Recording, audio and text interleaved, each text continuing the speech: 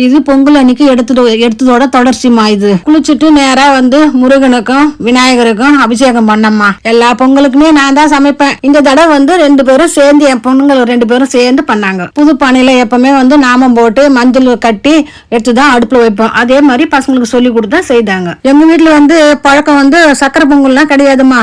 வெண்பொங்கல் தான், பால் ஊத்தி பொங்குவோம். வெண்பொங்கல் வந்து கொஞ்சம் தண்ணி வந்து சூடான அப்புறம் பச்சை பால் அதுல ஊத்தணும். அது பொங்கி வந்த அப்புறம் தான் அரிசி போடுவோம். பொங்கலும் நல்லா பொங்கி வந்துருச்சுமா.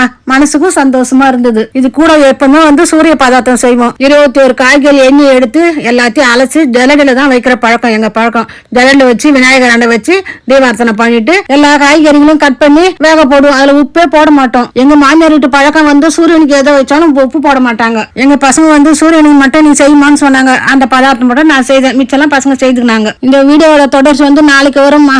வணக்கம்மா. நாளைக்கு சந்திக்கலாமா.